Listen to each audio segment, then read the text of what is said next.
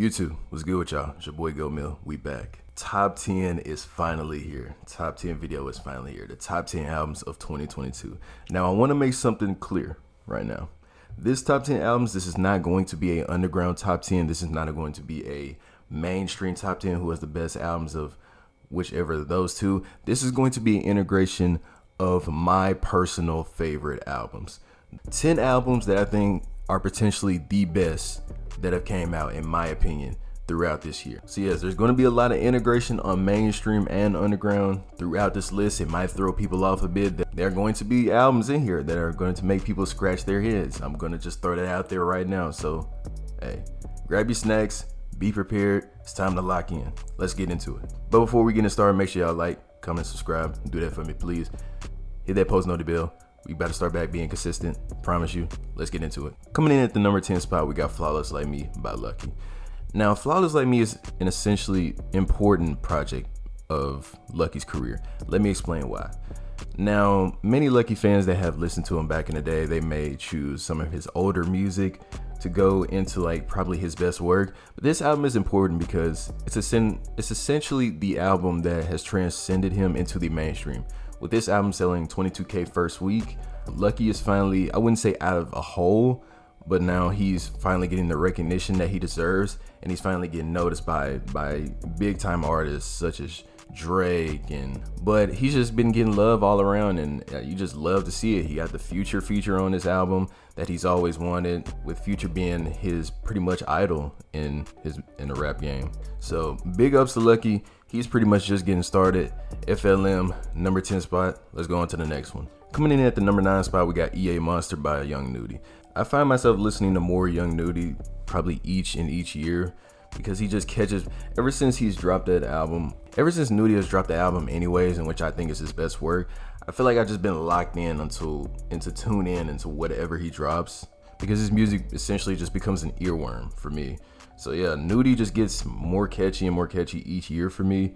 I enjoy his music a lot. EA Monster, number 9. Let's get on to the next one. Coming in at the number 8 spot, we got our first head scratcher.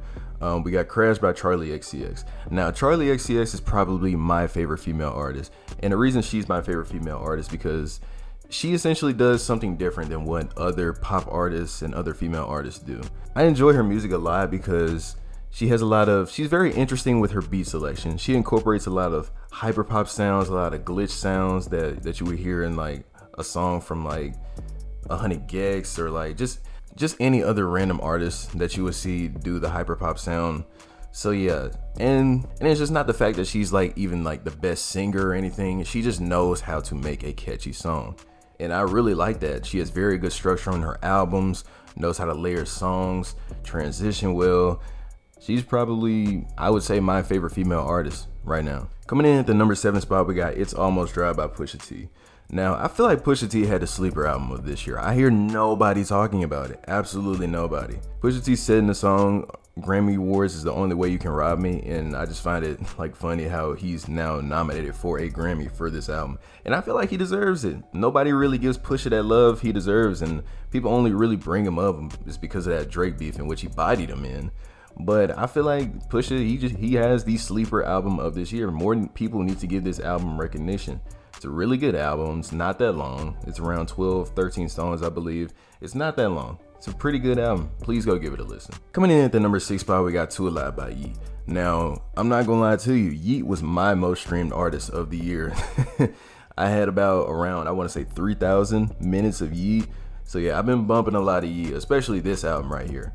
I don't know what it is with Yeat and how he can just get away with these lengthy projects or with 20 songs and I can listen to him full through, but he's been able to do it so far. Now, do I think he should keep doing that? No. Will he probably keep doing it? Maybe. But yeah, it just seems like for the past year and a half, Yeat has been just super addicting into my ears, and like his music has just been addicting to me for the past year and a half. So I can't really wait to see what he has in store for the future. He's given us a few snippets so far. I want to see if this run can continue, or if there will ever be a time where he just kind of slows down and like takes his time with music. Because I know in many interviews he's explained that he pretty much just sits down and makes music all day, every single day. So there's no telling how much music he has in store for us.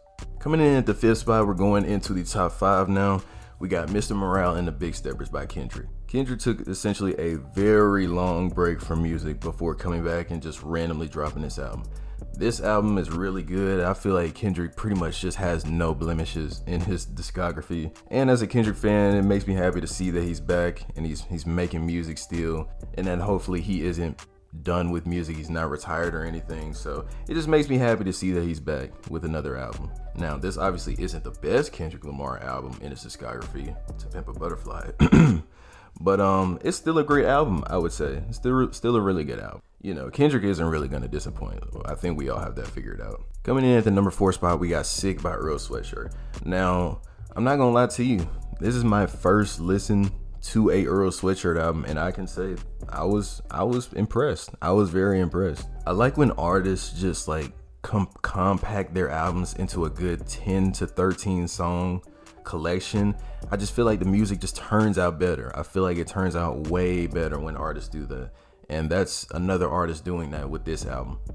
But yeah, Earl Sweatshirt, Sick, number 4. Let's move on to the top 3. The first album of the top 3, we got Limbus 3 by Uno the Activist. Now, Uno has been, I would say, he's been on a rampage. As for the past like 2 years, he's been just like tearing through the underground with these projects. Non-stop mixtapes. He dropped 5 tapes last year. Comes back with an album this year.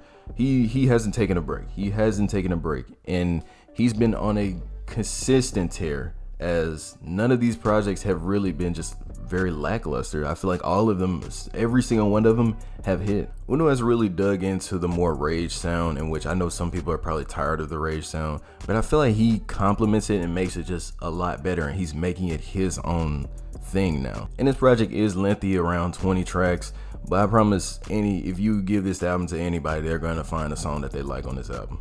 But yeah, Limbus 3, number 3. Let's move on to the next. Coming in at the number 2 spot, we got Life in Hell by Lancey Foe. Now, for the people that follow me on Twitch, you knew this album was coming. You knew it was coming. You knew it. Lancey Foe gave us what I think essentially is a masterpiece this year. He kind of digs deeper into what these underground artists usually do and gives us something different. The first half of the album, okay, it was cool. It's pretty lengthy, around 22 tracks, 23. But I promise it's worth the listen. Especially the second half of this album, going into a more alternative style and shifting from the usual underground sound that we usually hear. A lot of people need to hear this album. If you don't want to listen to this album, listen to the second half of this album. I highly recommend you do. I promise you are not going to be disappointed. But I feel like Lancey, he's just taking that step forward that a lot of these people or artists aren't taking. And that's why I feel like he's super underrated when it comes to other artists. And it boggles my mind that people don't have him like in their top 10 like underground artists, because he's pretty much in the US, he's pretty much underground. In the UK, you know, a lot of people know him, but like when I see people list off their top 10 underground artists, it boggles me when they have guys like Dom Corleone and Hard Rock who are just getting started with their music, and they're not including a guy that's super underrated like Lancey. I don't know, it just confuses me. But yeah, Life in Hell, number 2. Let's move on to the next one. All right, before we list off the album of the year, I'm going to give y'all 3 options, okay? I'm gonna give y'all 3 options. You're gonna have to guess what I think I chose for the number 1 album of the year. Number 1, first option, we got Gemini Rights by Steve Lacy. The second option, we got Antagonist by Autumn. The third option, we got Drip Season 4 by Gunna. I'm gonna just wait here and I'm gonna let y'all choose before I get into the number 1.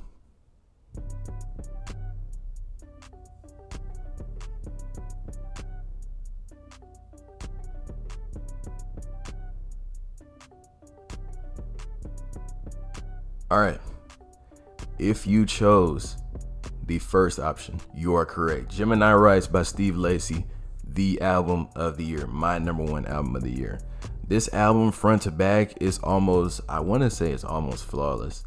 The rating I gave for this album was a 9 out of 10. I don't know if I want to push this to a 10 out of 10. I don't know yet, because there are really no weak tracks on this album. There are really no weak tracks, from everything to the beat selection. And it's not like Steve Lacy has even like the best vocals. It's just how great these tracks are layered.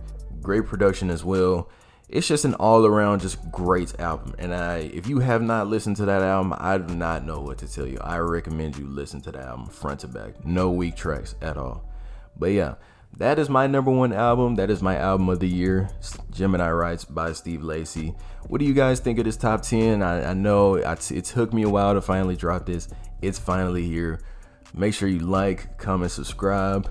Make sure to turn that post notification bell on, share this video. And yeah, that's about it. That about wraps it up. It's your boy Go Mill. We out.